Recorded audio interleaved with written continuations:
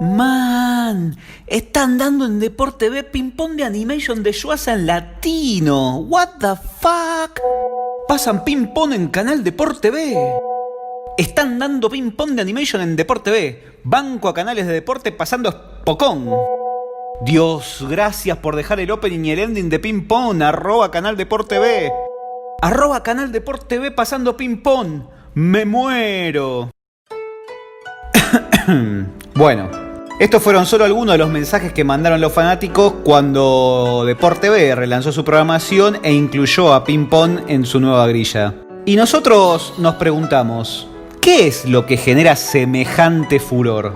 ¿Pueden ser las historietas y dibujos animados un buen vehículo para acercar a los jóvenes la educación y la actividad física? Hoy Deporte B piensa la relación entre anime y deporte.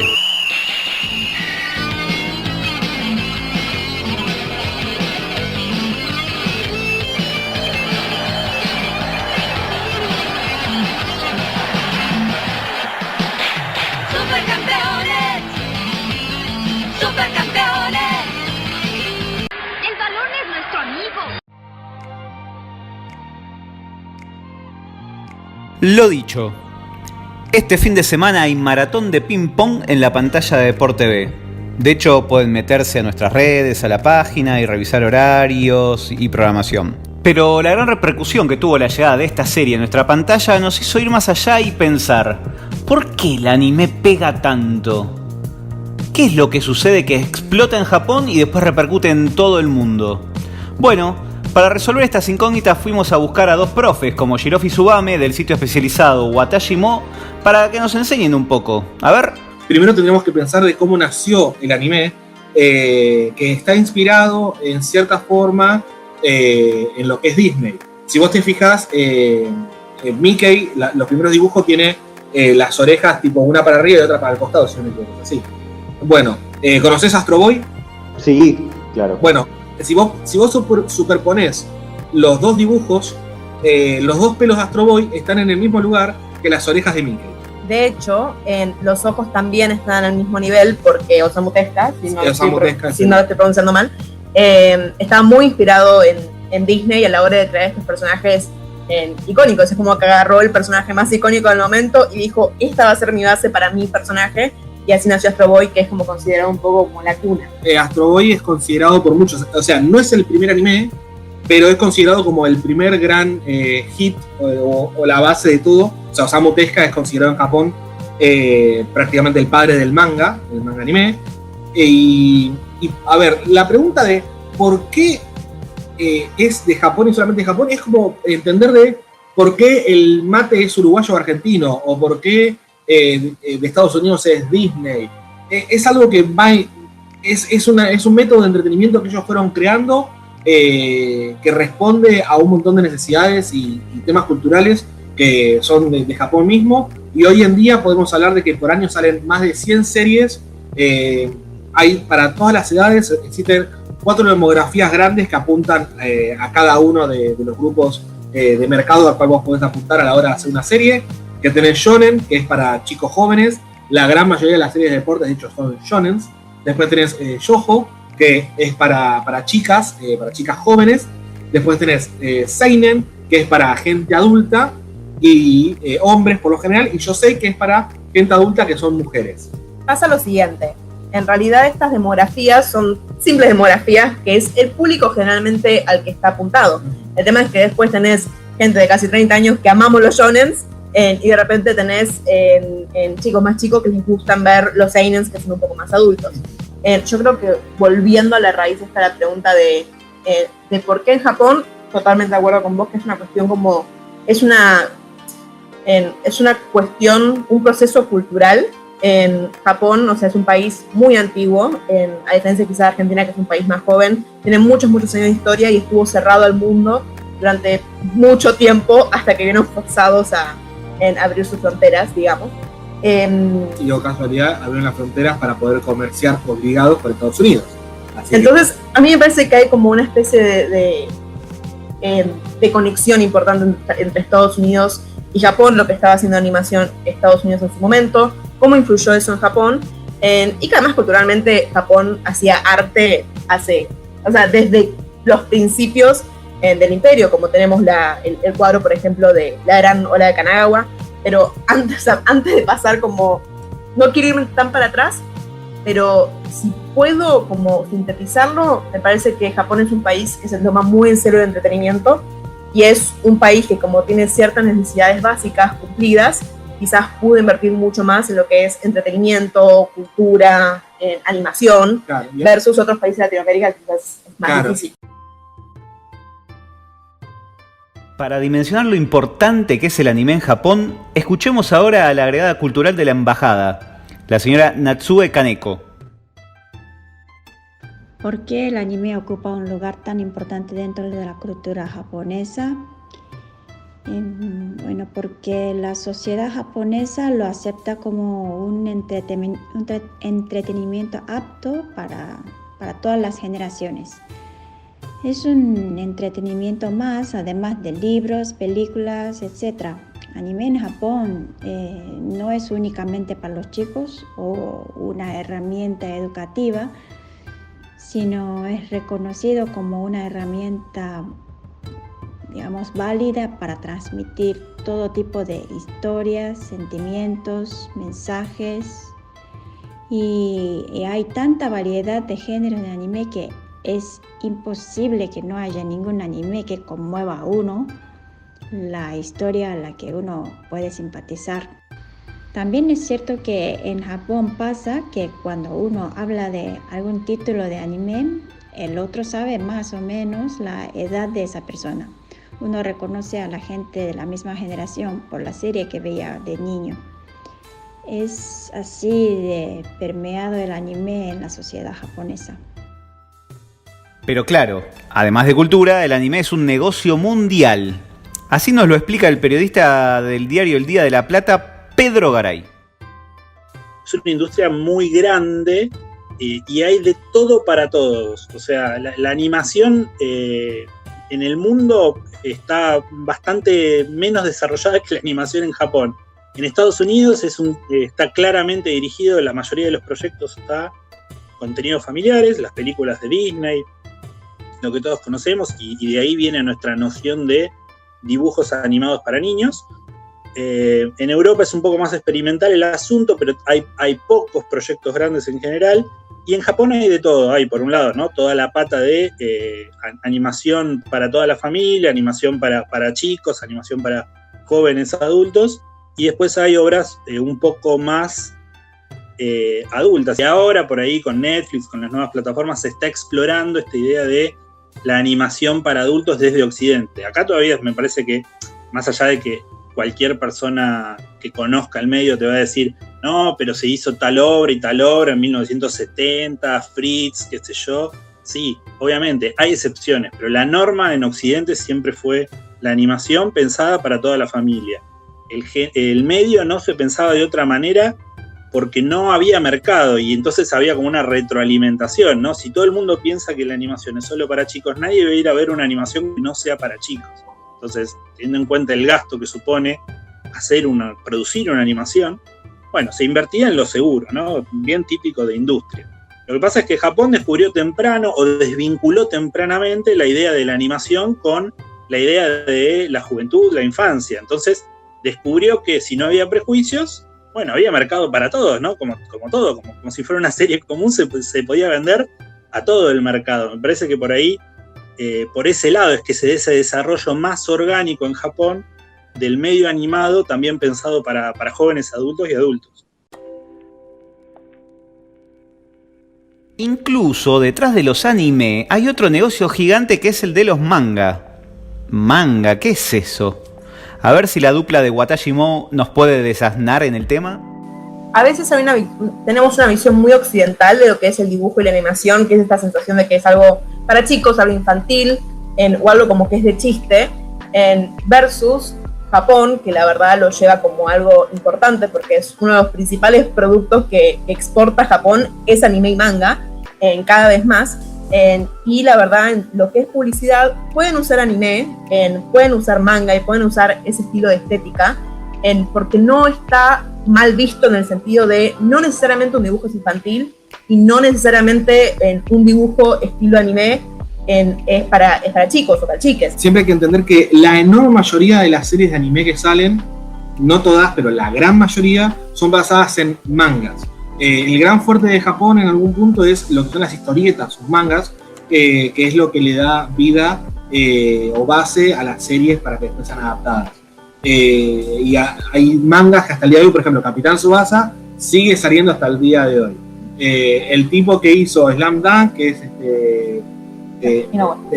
Inoue, no me salió el nombre, sigue sacando mangas hasta el día de hoy. O sea, hay que entender primero de que a la hora de hablar de series, hay un manga atrás, que eso también es parte de lo que va a ser después la popularidad o no de esa serie. Y es en los manga que podemos empezar a encontrar la relación entre deporte y anime. ¿No, Natsue? En muchos casos los animes tienen sus orígenes en manga y el autor de manga deportivos suelen haber jugado ese deporte y que conoce muy bien sobre ese deporte. Por lo tanto, saben muy bien transmitir sentimientos que tendría practicando ese deporte. Creo que muchas veces el querer sentir esa sensación o volver a tener esa experiencia de esa adolescencia puede que sea el motivo de que uno quiera ver algún tipo de anime deportivo. Tan grande es la industria del anime que hay distintos géneros. Las historias que hablan de deporte se llaman Spokon. ¿Qué significa esto, Pedro? Spokon, por cierto, es un apócope de sport y kondo, que kondo es espíritu, no espíritu como los fantasmas, sino espíritu de lucha, ¿no? Y me parece que eso resume bastante bien de qué se trata el género en su forma canónica, ¿no? Es decir, es un género sobre jóvenes que dan batalla por sus sueños, como Oliver Atom, como todos nos acordamos. Y sí, sin dudas, trazando una pequeña historia, por lo menos en Occidente, la historia del Spokon empieza con Capitán Tsubasa, con Supercampeones.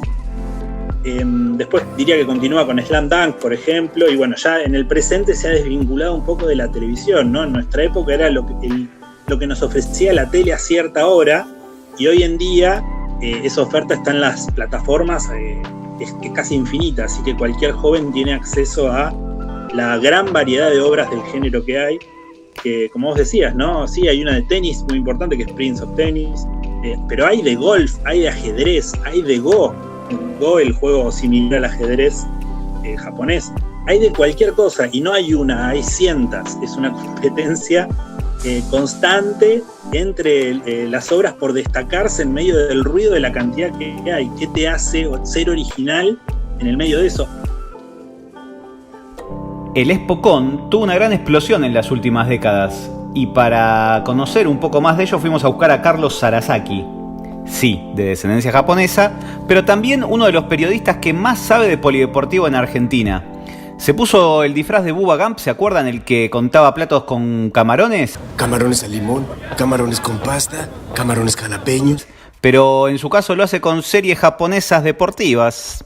El vínculo entre el anime y el deporte en los últimos tiempos fue tremendo. Sin repetir y sin soplar podría mencionar de fútbol Capitán Tsubasa, de básquet Slam Dunk, de tenis Prince of Tennis, de voleibol Haikyuu, de boxeo Hajime no Ippo, de tenis de mesa Ping Pong, de patinaje sobre hielo Yuri on Ice, de natación Free, de béisbol Okiku Furikabute, de ciclismo Yowamushi Pedal y de rugby All Out. Sándwich de camarón. Creo que eso es todo.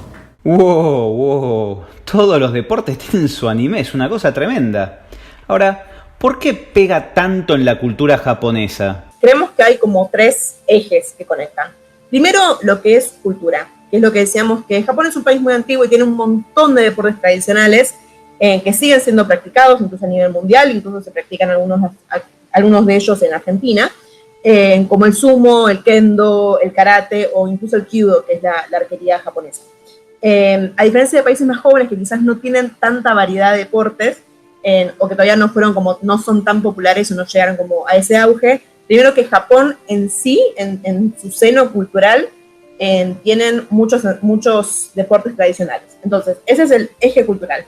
Después, el eje lo que es historia, como hablábamos antes de lo que fue en Estados Unidos, digamos, sentándose o asentándose en Japón, en todo lo que fue la posguerra, Estados Unidos le trajo un montón de cosas nuevas a Japón, a las que estaban cerrados, entre muchas de esas cosas, deportes nuevos, que para ese momento un país, o sea, un archipiélago que estaba cerrado, se abrió un mundo, por ejemplo, el béisbol. El béisbol es el deporte más importante de Japón. Es el deporte, o sea, no es el deporte nacional, porque el deporte nacional, si no me equivoco, se lo sumo. Pero es lo que para nosotros es el fútbol, para ellos es el béisbol. Exacto. Entonces, cuando Japón empieza a recuperar su economía y empieza a estar mejor de todo lo que fue la Segunda Guerra Mundial, con todo lo que es, digamos, en la burbuja económica, o digamos, como toda una buena época sociocultural, socioeconómica, tienen un montón de deportes nuevos, tienen el tiempo y la plata para practicarlos, y en Japón está muy popularizado el término hobby, que es esta cuestión de cuál es tu hobby y tenés todas las herramientas y todos los recursos para amar ese hobby. Entonces ese sería como el eje histórico de la cuestión. Y después el eje para mí que es el más importante y que es como lo que cierra todo por todos lados, que es el tema de la educación. Japón es un país que el sistema educativo es avanzadísimo para lo que quizás estamos acostumbrados en países latinoamericanos, que lo que tienen es que es obligatorio que los alumnos vayan a clubes. Estos clubes pueden ser desde club de manualidades, club de pintura, pero hay muchísimos clubes de deportes. ¿Qué pasa? Están tan bien gestionados que muchos chicos que empiezan a ir a digamos, a estos grupos, estos equipos de colegio de deportes, cuando empiezan a ir a la preparatoria, a la parte más alta, digamos, de la secundaria, hasta incluso en la universidad, después pueden terminar siendo profesionales simplemente porque fueron un buen equipo de algún deporte. Acá aparece otro factor clave, la educación. ¿Considera que el anime es una buena herramienta para acercar a los jóvenes al deporte? Pues sí, absolutamente. Pasa mucho que cuando una serie de anime deportivo se pone de moda, se pone muy popular ese deporte.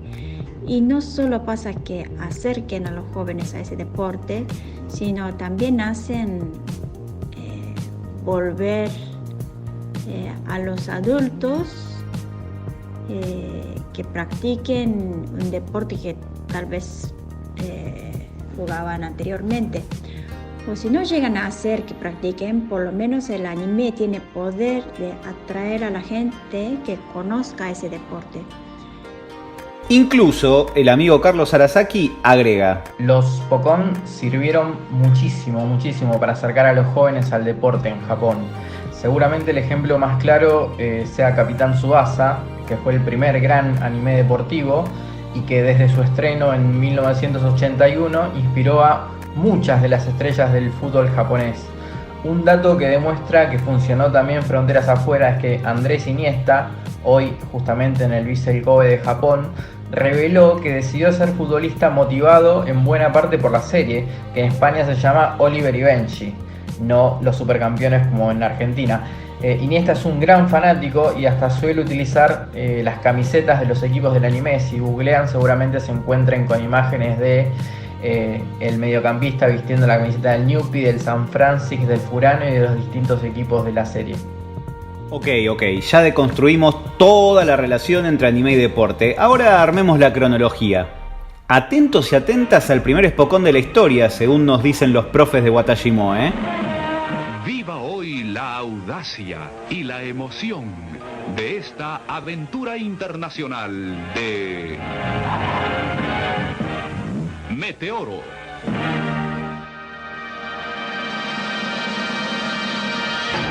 Si yo tuviera que nombrarte a vos, ¿cuál es el primer gran anime de deportes? Creo que sin duda es Meteoro. Meteoro claro. Está catalogado como un espocón, es carreras medio fantásticas y demás, pero es como el primer gran manga que en Estados Unidos se conoció como Speed Racer, y acá nos llegó tanto Speed Racer como Meteoro. Nos llegó los dos nombres, que es en el 66, más o menos. Después en Japón tenés Ashita no Joe, que es un manga de boxeo de los 70, que acá no llegó en la televisión ni nada por el estilo, pero los que son fans del género conocen obviamente. Como toda esta primera parte, hay muchos mangas y anime que no llegaron al país, porque recién en los 90 es cuando viene esa influencia grande del anime al país, y en toda esa primera ola, digamos, de animes de deportes, suelen ser de artes marciales, o de deportes más japoneses. Sí. Digamos, en lo que es después como en la segunda ola, que empieza a haber un poco más de diversidad de deportes, digamos, va a ser en lo que es los 90, que ahí va a venir el famoso Slam Dunk, que es de básquet, Capitán Tsubasa, que es de fútbol, Initial D, que es de carreras callejeras. O sea, para Japón, Initial D entra dentro de la categoría de deporte. Entra. Y después también tenés Prince of Tennis, que el nombre lo dice, es sobre tenis.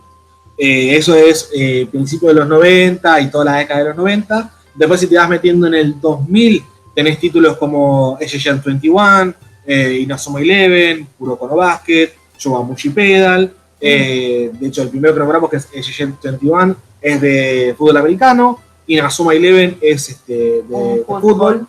Después tenés Kuroko no Basket, que es de básquet, y Yowamushi Pedal, que es de ciclismo. Sí. Y en este segmento también entra ping pong, justamente. Que es lo que vamos a hablar más tarde. Sí. Pero a partir del 2000 en adelante empezaron a haber hitazos en lo que es los animes de deportes, que son, en mi opinión, y creo que más o menos estamos de acuerdo, que es Haikyuu, que es un anime sobre vóley, que es increíble. En otro anime del estilo, como del 2010 en adelante, que le fue muy muy bien, es Free, que es un anime sobre natación. Y después, en otro anime, yo creo que fue como el último hitazo. Por lo menos acá, nosotros también tenemos una mirada que no solamente de Argentina, sino también a nivel latinoamericano. O sea, nosotros respondemos a un público totalmente hispanohablante.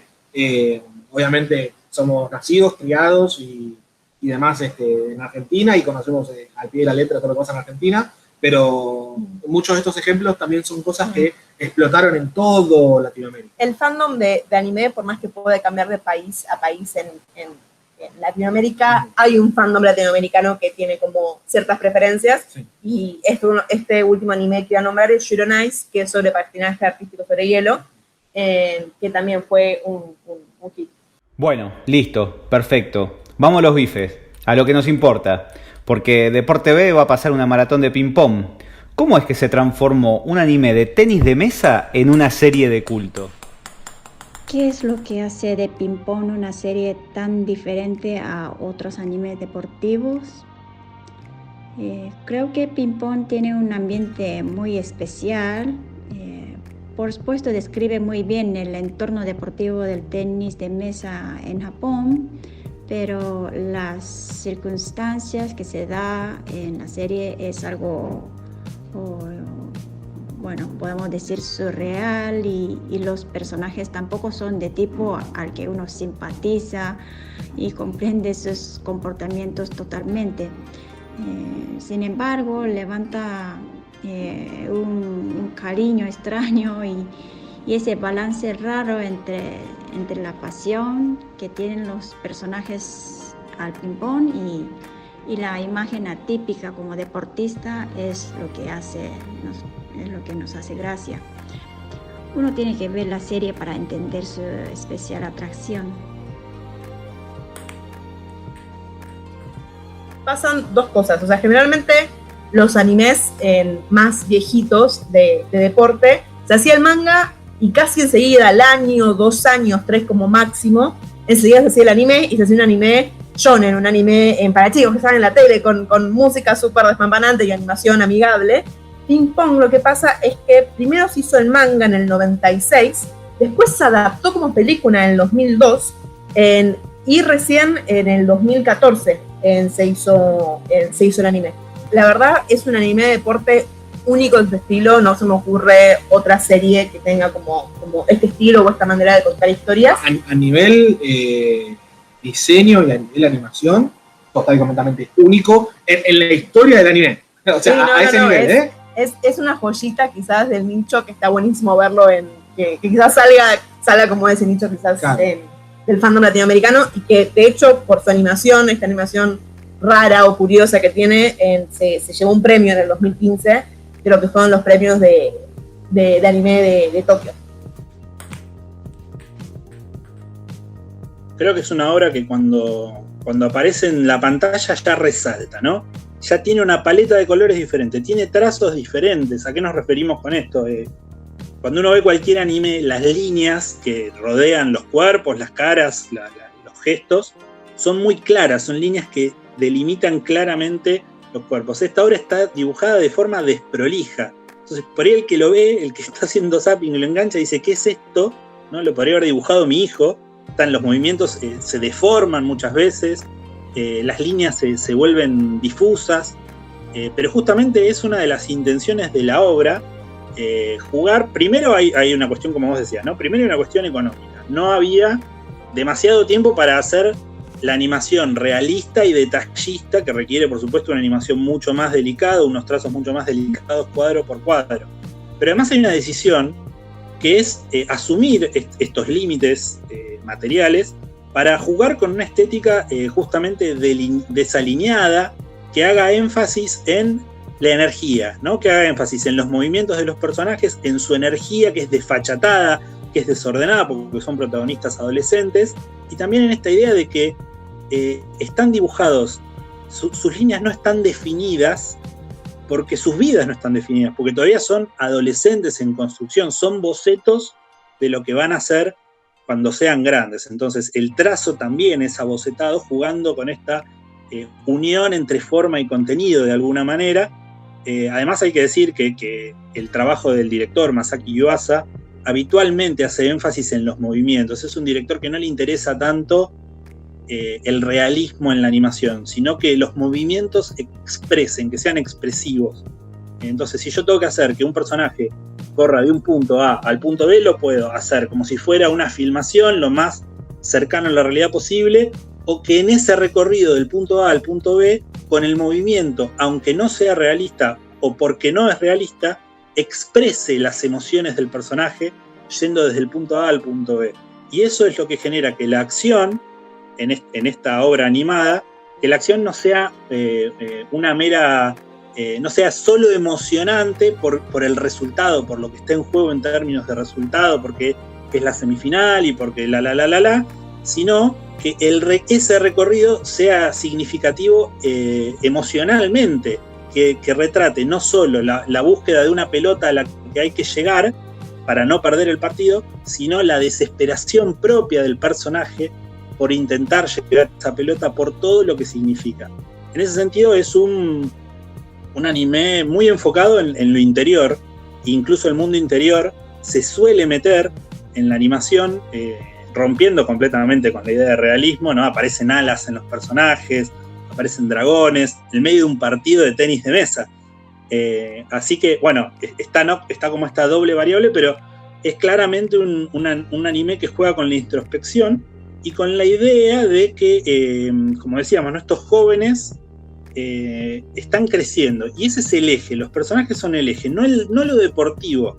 En ese sentido es que también es muy subversivo el anime, porque todos los animes Spokon, todos los que son parte de este género, relatan historias que duran capítulo tras capítulo, y el pitazo del árbitro es justo antes de que termine el capítulo y tenés que esperar el próximo capítulo, y duran 25 capítulos los partidos, duran 6 horas, ¿viste? Supercampeones corriendo eternamente por una cancha que no se terminaba más, y todas esas cuestiones que todos conocemos y de las cuales nos reímos, a pesar de que funciona muy bien, digo, esta construcción del suspenso.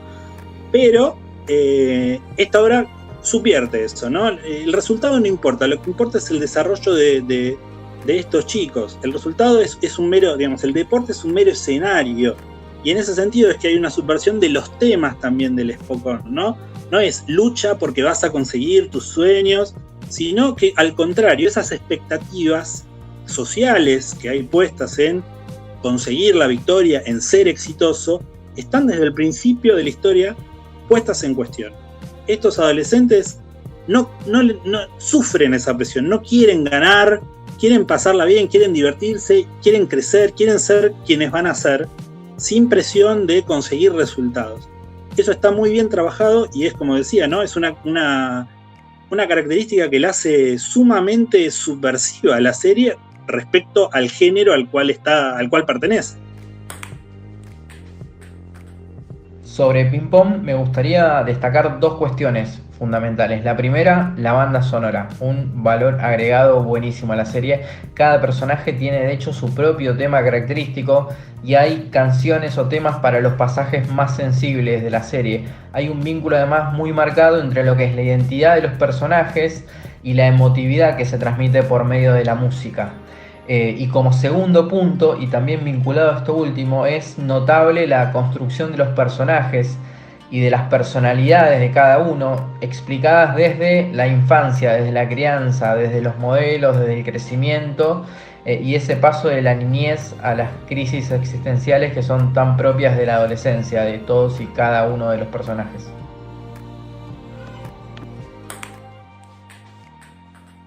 Y también la manera de que cuenta la historia. No está contando la historia de un chico normal que tiene un grupo de amigos y quiere jugar un equipo de ping pong. Es como, te cuenta otros problemas. O sea, el protagonista de repente se siente un robot con todas las implicancias psicológicas que eso tiene. O sea, la verdad que ping pong me parece que no es... Y eso está diciendo no es menor, porque si vos pensás en protagonistas de series de anime que son reconocidas, Capitán Tsubasa, Haikyuu, Slam Dunk, bla, bla, bla, los protagonistas tienen este aire animado, este aire de copado, de buena onda, de quiero ser como esta persona. O quiero ser el número uno, que claro. En japonés a ese estilo de personaje se le dice el personaje Genki, digamos, que es como que está súper animado y atraviesa todas las barreras. O podría ser en el caso contrario, que, o sea, los protagonistas en las series de anime de deporte se dividen entre el personaje que empieza de abajo, que quiere crecer y ser el mejor, o el personaje que ya de entrada se las sabe todas y tiene esta actitud más canchera, pero que tiene una actitud positiva. Claro. En cambio, en el de ping pong, vos tenés un personaje que no querés ser como el chabón. No, y de hecho los primeros capítulos medio que no quiere jugar, es como, uy, no me hagan entrenar, no quiero saber nada de esto. Y termina haciéndolo por despecho. Claro.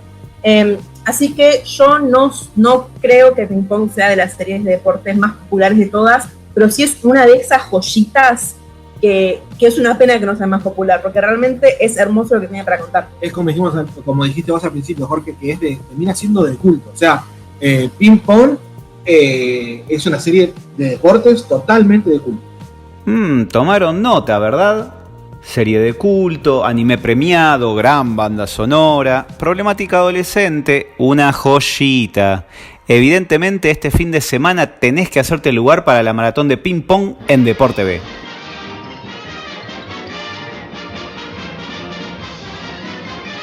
No, para. Teniendo a semejantes especialistas en el tema, quiero que de Yapa nos hagan un ranking con los mejores anime deportivos de la historia. A ver, empecemos por la señora Natsue Kaneko. ¿Cuáles son mis 3 anime deportivos preferidos? Bueno, tampoco he visto tantos, pero últimamente me gustó Haikyuu y Yowamushi Pedal. El primero se trata de vóley y el segundo el ciclismo. Bueno, uno también puede aprender mucho de un deporte del que no sabe nada. Yo no practiqué ninguno de los 2 deportes y aprendí mucho.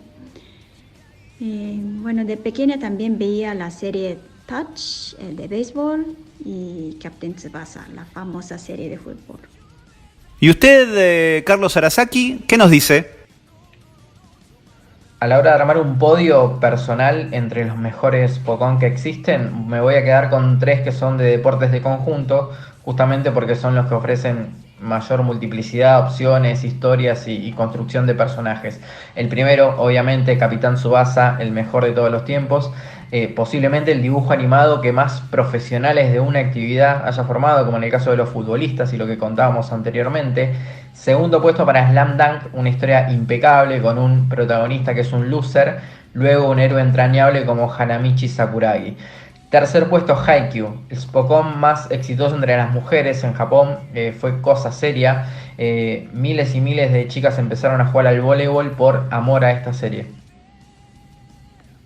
Perfecto, turno entonces del gran Pedro Garay. Bueno, yo diría que Capitán Tsubasa, por injerencia en mi vida e injerencia histórica en el género, vamos a darle el número 1. Es simbólico, revisitándolo de más grande. Me gusta mucho cómo está dibujada la historieta, tiene una forma de dibujo muy dinámica, que se parece a esto que decíamos de ping pong, ¿no? Los jugadores se deforman, tienen unas patas larguísimas, hacen unos tiros que levantan la pata hasta la cabeza, pero queda muy bien, es muy expresivo esa forma de dibujar, sobre todo en la historieta. El anime es bastante menos, más allá de que es súper fantasioso, la gente salta a travesaños y demás, los trazos, la perspectiva es mucho más realista. Así que bueno, le damos el 1 a Supercampeones como por una cuestión de relevancia histórica y en mi vida. Yo creo que en el 2 tranquilamente podría ingresar Ping Pong. Es una serie que me parece realmente bárbara, desde muy rica para el análisis. La puede mirar cualquier persona. Yo se la mostré a mi pareja, que es una persona que no solo no le interesa la animación, sino que hasta incluso hay cierto desprecio, ¿no? Como esta idea de esto es para niños, y le gustó. Así que bueno, además tiene un trabajo musical interesante, no sé, hay un montón de elementos que están muy bien construidos, y digo, más allá del análisis frío, es una obra que me parece excelente, que me emociona, que me gusta ver. Y le voy a dar el puesto número 3 a una serie que se llama Touch, que no fue vista aquí en Argentina. Es una serie de béisbol. La historieta es bastante larga, creo que tiene unos 37 tomos, más o menos, de 200 páginas cada tomo, digo, bastante extensa. Y es la historia de dos hermanos gemelos, uno es medio vagoneta, el otro es como muy aplicado, no está como esta dualidad. Pero a la mitad de la serie uno de los dos se muere. No voy a decir cuál para no spoilear, pero uno de los dos se muere y el otro tiene como que asumir la carga contra sus deseos de, bueno, tomar todo lo que su hermano dejó abierto, incluido un romance. Ahí es una historia como arranca muy convencional y termina siendo una historia muy sensible sobre el duelo, sobre las presiones. Cuando la vi en su momento, es una serie vieja también, bueno, me gustó mucho y fue también mi puerta de entrada a uno de los autores que nombré, que es Mitsuru Adachi, un mangaka, un historietista que tiene muy buenas obras. Así que bueno, armamos ese podio ahí, dejando afuera infinidad de cosas, ¿no? Pero bueno, todo no se puede. Y no, evidentemente todo no se puede, Pedro. Y si no, preguntale a la gente de Watashimo, que hasta preparó apuntes para armar su ranking, unos genios. En el puesto número 3 vamos a tener que poner un clásico, obligada por Shiro. Sí.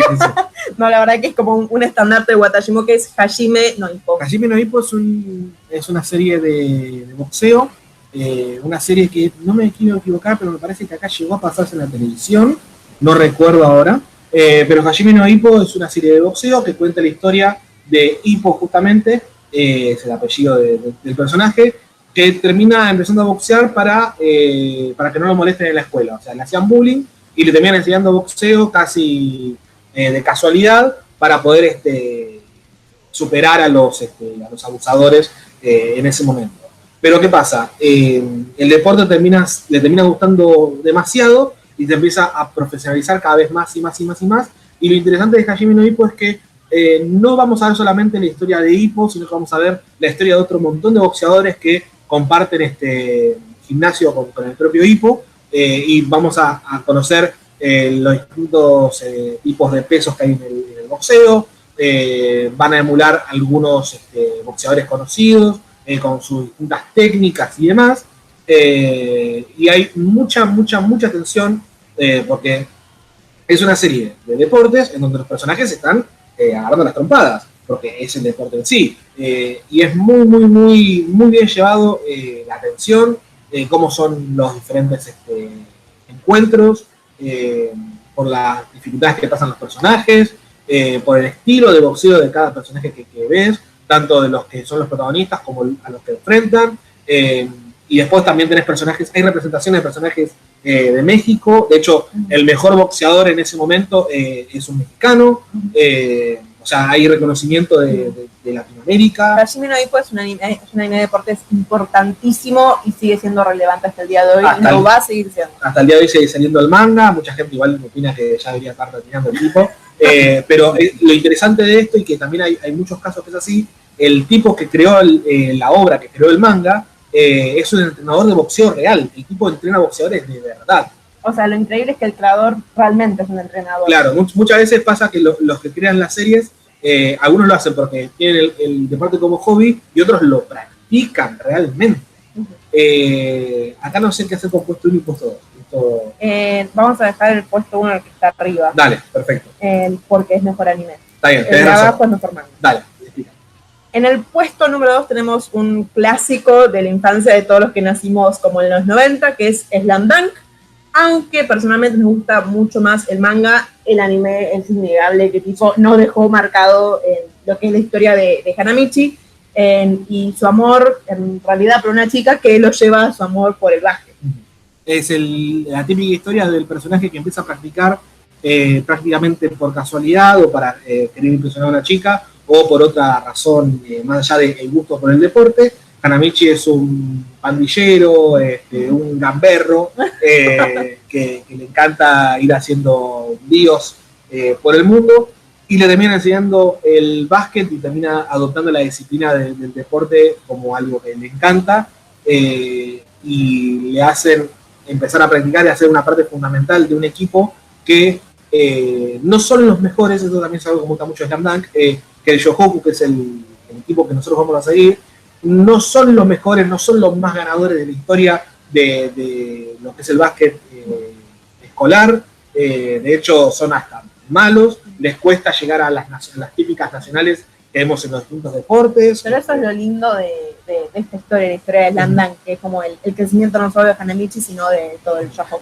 Y aparte también personajes que, sacando el capitán, que es el más recto y el que más vive por el básquet, si querés, el resto de los personajes en realidad son chicos malos. Son medio rebeldes. Son bastante rebeldes, que terminan amando el básquet o ya lo aman de por sí, pero tienen que luchar con sus personalidades bastante conflictivas entre ellos mismos. Y el puesto número 1, que me animo a decir que es mi anime favorito de deportes de todos los tiempos, es Haikyuu.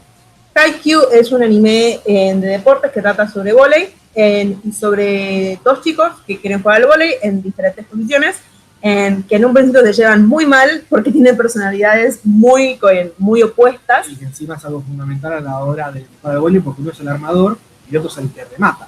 Y el problema es que uno de estos chicos es muy bajito para jugar al vóley, pero puede saltar como él solo. Haikyuu es una historia preciosa porque, primero, que es un anime de una calidad estupenda. La animación de Haikyuu es realmente como... De todos los que recomendamos, y de hecho de casi todos los animes de deporte que existen, Haikyuu posiblemente sea uno de los que mejor se ve visualmente. Visualmente es una maravilla. Haikyuu se ve muy bien. La fluidez de los jugadores al momento de impactar la pelota, al momento de correr, al momento de hacer un bloqueo. Es realmente muy fluido, con colores muy vividos también. O sea, visualmente es muy linda de ver. Y después, bueno, tenés tantas personalidades distintas entre los personajes, no solamente en protagonistas, el equipo de Karasuno, sino también entre los otros equipos a los que enfrentan, que hay rivalidades muy buenas. Y Haikyuu lo que logra hacer muy bien, y que por eso la ponemos en el puesto número 1, es que realmente viendo los partidos estás al borde de la silla, estás festejando cada punto, cada partido, cada tanto que sacan, realmente se festeja. No siempre van a ganar y no siempre van a perder también, obviamente. Y una de las cosas que más me gusta a mí de Haikyuu es que la tercera temporada es solamente un partido. Increíble. O sea, ya el título de la serie de la tercera temporada te dice contra el equipo que van a jugar. O sea, vos ya sabés, te vas a sentar diciendo, bueno, la temporada se llama este equipo contra este equipo, listo. Pero es una temporada entera de anime para mostrar un partido. Yo creo que Haikyuu es el anime que mejor pone en la balanza, o sea, balancea. Sí, balancea. Sí, balancea. Yo creo que Haikyuu es el mejor anime que balancea lo que es la disciplina del deporte de vóley con personajes apasionados por el deporte, y que encima no hay un personaje olvidable de Haikyuu. Todos son los personajes favoritos de Haikyuu, y no conozco una persona que terminó de ver Haikyuu que no haya querido ir a practicar vóley automáticamente. Y sin ir más lejos, también Haikyuu, si lo queremos trasladar a lo que es Japón, es una de las obras más importantes de los últimos años, no solamente a nivel deportivo, sino también a nivel obra. Es un manga que salía en la Shonen Jump, que es la revista que vio nacer a Sensei, a Dragon Ball, a Capitán Tsubasa. O sea, es una revista que, bueno, Capitán Tsubasa no recuerdo si era la Shonen Jump, tal vez me estoy equivocando, pero bueno, Naruto, One Piece, Bleach y demás. O sea, es una revista que tiene títulos muy fuertes. No siempre han tenido series de deportes. Haikyuu no solamente que supo estar ahí a la altura, sino que supo estar a la altura de algo muy grande, y por eso después ese manga no solamente tuvo adaptación de anime, sino que hay hasta una obra de teatro. Hay una obra de teatro de gente jugando vóley para representar la historia de esta hermosa serie, que es un espectáculo, y dentro de muy poquito va a salir la segunda parte de la 4ª temporada. Y para cerrar, un personaje de Haikyuu termina jugando en Argentina, así que ya está el número 1 automáticamente. Para. ¿Cómo es eso que un jugador de Haikyuu vino a jugar a Argentina? Para explicar el fenómeno de UPCN y la locura que se generó en torno a Haikyuu, hay que entender primero lo que significa Haikyuu. En Japón es una serie de culto que empezó en 2012 y que terminó hace muy poco, después de 8 años consecutivos en pantalla, y que impulsó enormemente la práctica del deporte, sobre todo entre las mujeres de Japón. El vínculo directo se da entre Oikawa Toru, que es armador y uno de los personajes centrales del anime, que le cuenta en el capítulo 372 de la serie a Hinata, otro de los personajes, en Río de Janeiro, que va a jugar en Argentina y que eligió jugar en la Liga Argentina, más precisamente en el Club Atlético San Juan Volley, un nombre ficticio por cuestiones comerciales, y que se inspiró en el veterano armador argentino José Blanco. ¿Sí? José Blanco no existe naturalmente, también es un nombre ficticio. Podría ser, ¿por qué no?, Javier Weber, quizás, quien es homenajeado en la serie. ¿Por qué UPCN y no otro club? Porque básicamente es el mejor equipo argentino de la última década por lejos. Ganó 8 de las 10 últimas ligas argentinas y obtuvo 2 podios en el Mundial de Clubes, bronce en 2014 y bronce en 2015. Es el mejor equipo argentino y uno de los más importantes también a nivel sudamericano. Clarísimo, y con este viaje que hizo el anime desde Japón hasta San Juan ponemos punto final a este podcast, el último de Deporte B Piensa en este 2020, no sin antes agradecer obviamente a todos los que participaron, a la gente de la Embajada de Japón, no solo Natsue, sino también a Ezequiel en la parte de prensa, la gente de Watashi Mo, especializados en todo lo que es anime, manga, pueden seguirlos en Twitter, Facebook, ahora están rompiendo en Twitch. También Pedro Garay, que escribe en el diario El Día de la Plata, y Carlos Arasaki, que lo hace en A24. Para todos ellos van las gracias, y para todos ustedes que están del otro lado, después de este 2020 tan difícil, todos los que hacemos Deporte B, les deseamos que pasen unas lindas fiestas en familia y que se vengan muchas cosas buenas. Por lo pronto nos volveremos a encontrar en nuestras pantallas, en las redes y en este podcast, porque pensando hacemos un deporte mejor, y eso es lo que buscamos con Deporte de Piensa.